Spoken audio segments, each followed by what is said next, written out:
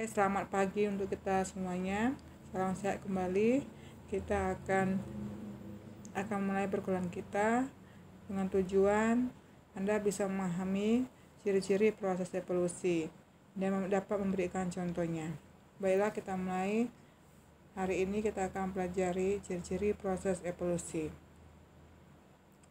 Ciri proses evolusi kita sudah mengetahui bahwa dicirikan adanya satu perubahan dalam populasi, bukan hanya dalam satu atau beberapa individu. Dalam evolusi, terdapat faktor stabilitas sehingga sebagian ciri tidak berubah. Peristiwa evolusi memerlukan bias genetik. Jadi, ada faktor perubahan dalam evolusi. Perubahan secara evolusi tidak mencakup semua sifat yang ada. Evolusi adalah perubahan yang selektif dengan faktor lingkungan yang mengarahkan seleksi tersebut. Jadi, dalam evolusi ada faktor pengarah. Berikutnya, pemikiran evolusi. Dimulai ada dua hal. Pertama, sebelum masa Darwin mengatakan bahwa bumi merupakan pusat dari alam semesta yang diatur oleh Yang Maha Kuasa.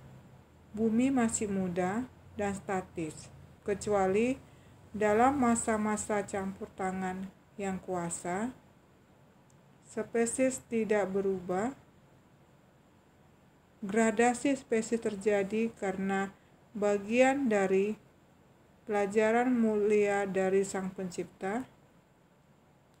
Kemudian, pada masa Darwin, tadi sebelum Darwin ya, jadi sebelum Darwin mengatakan bumi berasal dari Sang Pencipta dan masih dalam bentuk gradasi yang masih utuh ya. Kemudian, pada masa Darwin mengatakan bahwa perubahan itu terjadi dengan ciri satu, bumi merupakan satu dari sekian banyak planet yang mengelilingi matahari dan mengikuti hukum mekanis. Bumi tua dan berubah melalui kekuatan uniformitarian yang perlahan yang selalu membentuk bumi kembali. Spesies berubah sejalan dengan waktu. Gradasi spesies terjadi melalui proses alamiah. Jadi, dapat disimpulkan bahwa ciri daripada evolusi dimulai dari masa sebelum Darwin dan masa Darwin. Dari ciri yang paling membedakannya itu adalah bahwa bumi terbentuk secara alami, kemudian tanpa ada campur Sang Maha Kuasa. Itu pendapat Darwin. Kata sebelum Darwin kebalikannya. Kemudian kita akan pelajari evolusi populasi. Dasar evolusinya adalah satu, evolusi terjadi karena adanya variasi genetik dan seleksi alam. Evolusi adalah perubahan susunan genetik pada jurian yang berurutan. Maka perlu berpaling kepada genetik populasi yang merujuk kepada gen pool. Gen pool adalah total frekuensi setiap macam gen atau rasio alel gen tersebut pada periode tertentu dari populasi itu. Dapat diketahui dengan rumus Hardy-Weinberg. Perubahan frekuensi gen atau alel menjadi faktor penyebab mikroevolusi. Mikroevolusi yaitu perubahan kumpulan gen dari suatu populasi selama beberapa generasi. Hal ini menjadi penyebab makroevolusi. Jadi, dapat disimpulkan bahwa mikroevolusi terjadi pada perubahan dalam gen, sedangkan makro adalah terjadi pada beberapa populasi. ya, atau satu populasi boleh. Jadi kalau mikro itu terjadi pada satu individu, kalau makro terjadi dari banyak individu tapi satu jenis. Makroevolusi yaitu perubahan evolusioner dalam skala besar yang mencakup asal muasal rancangan baru, tren evolusi, radiasi adaptif, dan kepunahan massal, menjadi dasar terbentuknya spesiasi atau menjadi dasar terbentuknya spesies. Berikutnya, variasi genetik terjadi di dalam dan antar populasi dan menjadi dasar dari seleksi alam. Pengaruh seleksi alam pada berbagai karakter dapat bersifat menstabilkan, mengarahkan, atau menganeka-ragamkan, tetapi tidak dapat membentuk organisme sempurna. Baiklah, kita akan mengetahui rumus Hardy-Weinberg sebagai berikut. Ya, dari rumus ini ya dapat ditentukan kriteria apa yang dalam Hardy-Weinberg. Dalam kondisi tertentu, frekuensi gen dan genotip akan tetap sama dari suatu generasi ke generasi yang lain dalam populasi yang berkembang biak secara seksual. Jadi P tambah Q pangkat 2 sama dengan 1. Artinya kalau kita secara matematika itu dapat dijabarkan sebagai berikut. P kuadrat tambah 2PQ tambah Q kuadrat sama dengan 1. Bagaimanapun itu terjadi pada satu populasi ya. Kemudian sekarang Anda ngamati ya. Gunakan rumus tadi dengan pernyataan berikut. Dari 10.000 orang penduduk Kecamatan Natar, diketahui ada 36 orang menderita albino. Tentukanlah frekuensi alel A dan alel A kecil.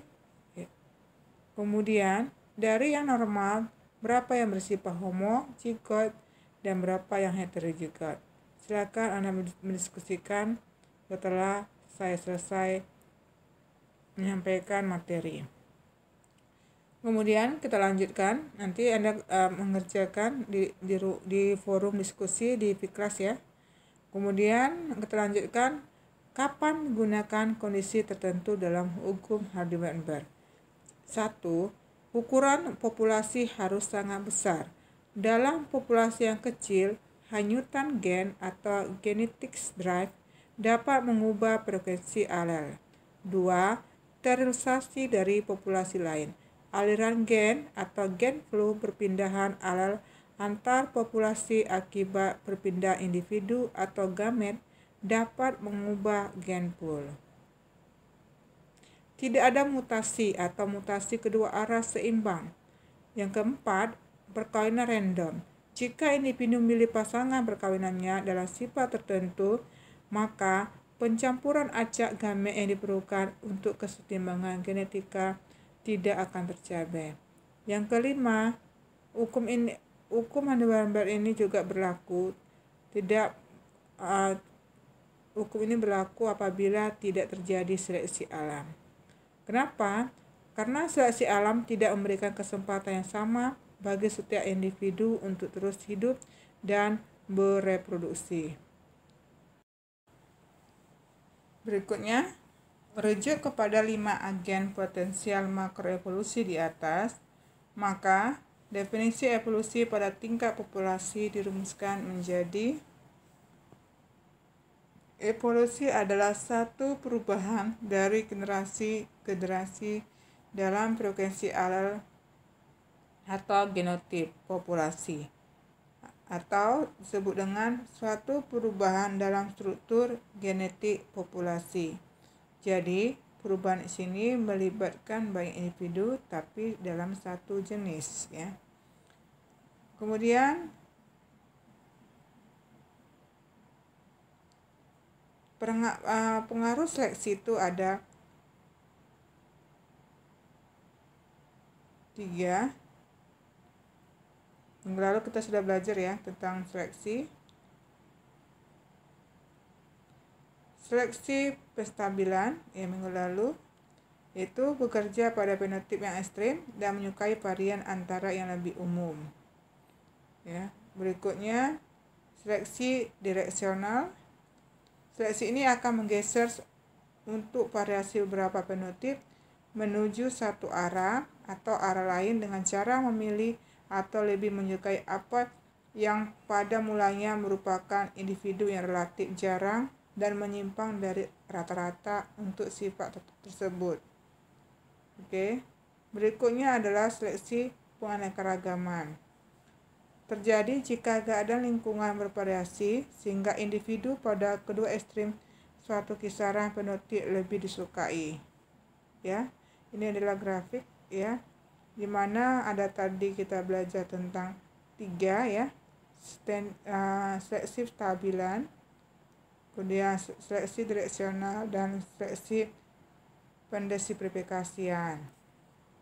Baiklah, materi ini akan kita diskusikan melalui forum kelas. Ya, Anda silakan menjawab pertanyaan diskusi di forum kelas. Kemudian kita akan lanjutkan dengan sesi tanya jawab jika Anda sudah selesai forum diskusi yang kita sepakati di kelas. Oke, selamat mengerjakan. Tetap semangat untuk mengerjakannya. Terima kasih.